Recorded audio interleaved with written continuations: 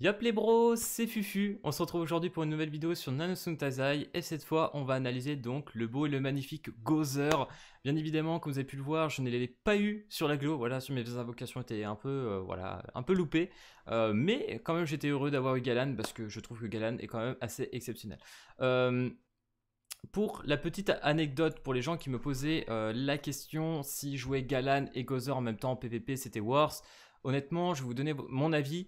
À savoir aussi une chose, c'est que vraiment les gars, quand vous nous regardez, nous youtubeurs ou autres, faites aussi votre propre avis, testez des choses et voilà, ne croyez pas tout ce qu'on dit vraiment, parce que des fois je vois des choses et même avec des collègues on regarde, voilà, c'est pas, il y a des choses c'est un peu bizarre quoi.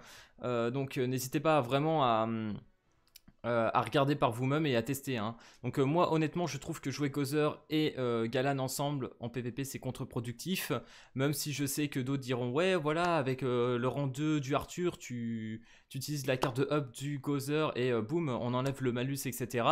Ouais certes, mais cette compo vous allez la caler combien de fois dans la partie? Peut-être une fois, et encore vous allez peut-être pas réussir à la caler à toutes les parties. Donc tout ça pour une session, faire un buff quoi. Je veux dire, sur les 3 cartes vous réussissez à faire juste un buff entre guillemets et quelques changements de cartes. Bon c'est pas très intéressant, et en plus de ça le Gozer bah, vous allez être un peu bridé parce que vous allez pas vouloir utiliser cette compétence trop vite, vous allez pas pouvoir l'utiliser tout de suite, vous allez vraiment attendre d'avoir cette compo pour pouvoir le faire, donc c'est pas très worse. Et en plus de ça, la première compétence pour être vraiment efficace, il faut qu'elle soit rang 2. Donc vraiment les gars, pour moi c'est pas une bonne optie. Après c'est à vous de voir, vous allez tester, vous allez me dire pour vous ce que c'est, si ça vaut le coup. Mais personnellement moi je le joue, donc comme je vous ai montré sur ma vidéo, avec Merlin, Arthur, etc. Donc je trouve ça très bien, étant donné que le Arthur va donner donc 3 buffs, donc 3 buffs qui va donner 30% chacun sur le Galan. Et en plus de ça, le bouclier, le Perfect Cube, tout simplement de la Merlin, va aussi donner un buff sur le Galan. Donc on se retrouve avec 4 buffs, ça fait à peu près 120% de multiplicateur sur sa première compétence au Galan. Donc c'est largement suffisant, hein. Voilà, je trouve c'est meilleur. Et du coup, je vous propose qu'on regarde le fameux Gozer maintenant. Donc Gozer qui sera entre guillemets votre support, votre contrôle, un magnifique perso tout simplement, parce que vous allez le retrouver, comme je vous disais, sur tous les modes. Voilà, c'est le personnage utile. Vous allez le retrouver en boss de guild, vous allez le retrouver en raid boss, vous allez le retrouver en PvE, PvP, etc. Il va être partout. Il est joué dans quasiment plein de teams différentes. Enfin, on peut vraiment le caler assez facilement, et c'est ce qui est incroyable avec ce Gozer. Donc on va voir pourquoi tout simplement il est aussi pratique et utile. Donc première compétence que je dirais plus intéressante, que ça soit un petit peu pour PvE sur les bas niveaux, mais surtout plutôt PvP, hein, vraiment. Donc là par exemple, première compétence, on a voilà une petite compétence de 120% en AOE. Le plus intéressant c'est lorsqu'on arrive au deuxième, donc on reste sur la même stat 120%, mais là où ça devient très intéressant c'est en dessous. Donc en gros, pendant un tour, vous allez donc sceller les compétences d'attaque. Et pour ceux qui se posaient la question sur qu'est-ce que c'est les compétences d'attaque, c'est tout simplement ici la compétence avec l'épée. Voilà, donc retenez bien ça pour ceux qui ne le savaient pas, ou que vous ne l'avez tout simplement pas affronté en PvP. Si vous scelle, c'est tout simplement parce que vous avez des compétences d'épée comme ça, donc ça signifie tout simplement une compétence d'attaque. En rang 3, donc 3 étoiles, il va mettre donc 180%, donc on met un peu plus de dégâts, et il va sceller donc pendant 2 tours. Voilà, c'est pas mal. Honnêtement, on va très souvent partir avec la deuxième, parce que la troisième en PvP, bon bah 2 tours, bon pourquoi pas. Mais on peut caler quand même assez facilement du 2 étoiles. Donc voilà, on va retrouver ça assez souvent, et ça fait très chier les adversaires, donc ça c'est excellent. Bon, après en PvE aussi, hein, ça peut être intéressant sur certains boss que vous n'arrivez pas à affronter, etc. Donc ça peut être assez intéressant. Ensuite, la deuxième compétence, donc voilà, là c'est vraiment la compétence qui le rend incroyable. Donc il n'y a que le Gozer qui est capable actuellement de faire une chose pareille, entre guillemets. Il y a le Lost Vein qui le fait avec un passif, mais c'est pas tout à fait la même chose. Vous voyez le up de rang de carte, donc voilà. Donc le Gozer avec ce deuxième spell permet donc, comme je vous disais, de faire un up de carte. Là, sur la première compétence, donc une étoile, il va pouvoir augmenter donc un de vos alliés. Vous choisissez un de vos alliés sur le terrain, et ça va augmenter d'un rang ces cartes que vous avez sur le terrain. La deuxième, rang 2, donc 2 étoiles, va permettre de monter d'un rang tous les personnages. Donc ça c'est bien. Donc à partir du rang 2, vous allez up d'une carte tous les persos.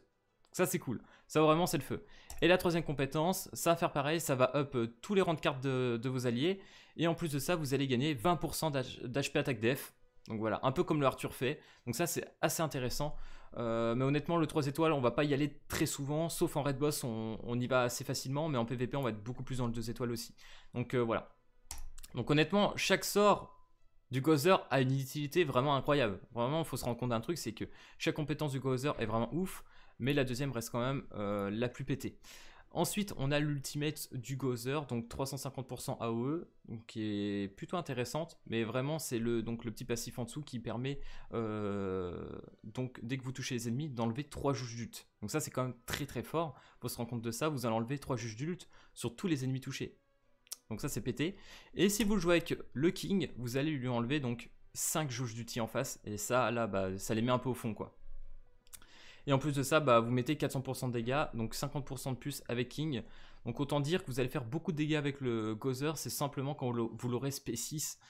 Et puis avec King en sub, ça fera quand même beaucoup de dégâts, mais vraiment c'est pas un personnage fait pour les dégâts, vous avez compris. Donc c'est vraiment le personnage fait pour le contrôle, etc. Ça, on aime. Ensuite, le petit passif, voilà, donc là j'ai un petit peu oublié, il me semble que s'il prend pas un coup, il vous donne donc 10% de dégâts supplémentaires au prochain tour. Et le 5, j'imagine que ça doit être un truc comme cumulable 5 fois, etc. En général, vous allez peut-être gagner juste les 10% parce que le Gozer se fait focus assez facilement en PvP, donc c'est pas vraiment le passif qui va fonctionner le mieux. Donc voilà. Du coup, j'ai fait un petit test, donc là on va faire un petit boss de guild, voilà, parce que je ne l'avais pas vraiment fait mon boss de guild, je l'ai fait un petit peu tout à l'heure, mais voilà, j'avais pas trop, je joue pas trop en ce moment en boss de guild sur Jab, donc faut pas m'en vouloir. Là j'ai fait une team un petit peu random, hein, j'ai fait un petit peu ce que j'avais sur le bas côté, hein, j'ai juste mis du stuff, etc. Mais ça devrait le faire. Donc c'est parti. Bien évidemment, vous n'avez pas Escanor rouge, le beau gosse, le beau Escanor. Vous l'aurez bien plus tard, hein. Nous on l'a eu au nouvel an, donc il va falloir attendre un petit peu avant d'avoir ce petit Escanor rouge qui carry aussi bien que le Escanor vert, je dirais. Ils n'ont pas les deux la même utilité, mais vraiment ils sont aussi intéressants l'un que l'autre. Hein. Très fort les deux Escanor. Ok, donc là on se fait un petit hard pour le plaisir. Il y en a un, j'ai dû oublier de lui mettre un peu de stuff, je crois. Hein. Bien évidemment, le petit Arthur, c'est le petit piège parce que je ne l'ai pas monté. Alors, là, par exemple, on va s'amuser. On a le petit rank up. Donc là, on va le faire. On choisit notre allié. On va prendre par exemple le Escanor. Hop, Escanor, il va se faire plaisir. Il va lancer cette compétence.